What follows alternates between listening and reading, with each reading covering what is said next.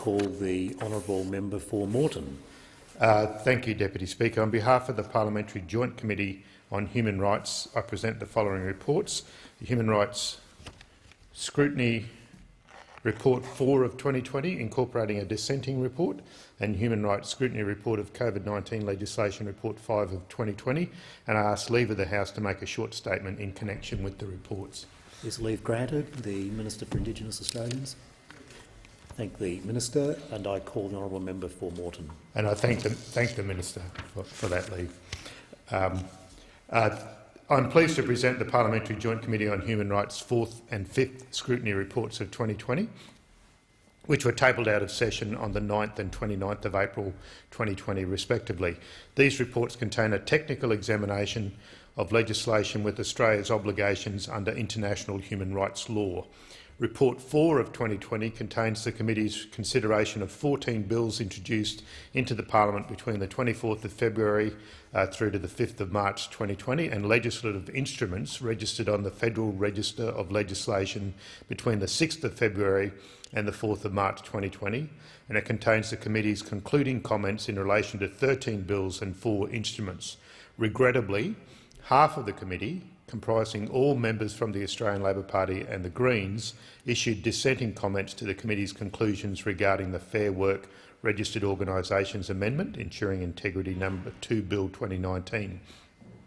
The dissenting members concluded a number of measures in the bill are likely to be incompatible with the right to freedom of association. I encourage my fellow members, the government and others to examine the full report, including the dissenting comments.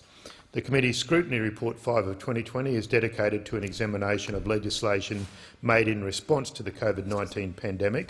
This includes consideration of COVID-19 related bills tabled in the Parliament between the 23rd of March and the 8th of April 2020 and legislative instruments registered on the Federal Register of Legislation between the 21st of January and the 21st of April this year. In this scrutiny report, the Committee provides an overview of Australia's international human rights obligations in the context of the COVID-19 pandemic, with a particular focus on the operation of the Biosecurity Act 2015. The Committee has found that legislation developed in response to the pandemic is likely to promote and protect the rights to life and health, noting that the right to life requires Australia to take positive measures to protect life and the right to health requires Australia to take steps to prevent, treat and control epidemic diseases. However, the Committee has also noted that many of the steps taken in response to the pandemic may also engage and limit a number of other human rights, including the right to privacy, freedom of movement, liberty and equality and non-discrimination.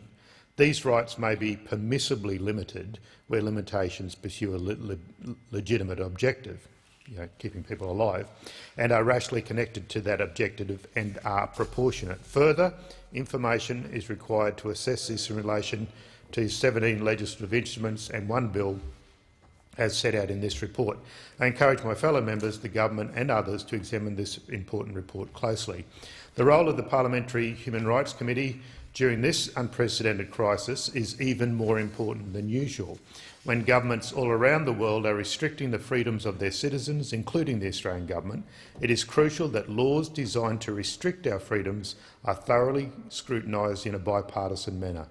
It is also important that when these restrictions are no longer necessary, hopefully, the freedoms and human rights of Australians are returned and that any tardiness in so returning is called out. The Committee will continue to regularly report on all legislation, both COVID-19 related and other legislation, during these challenging times.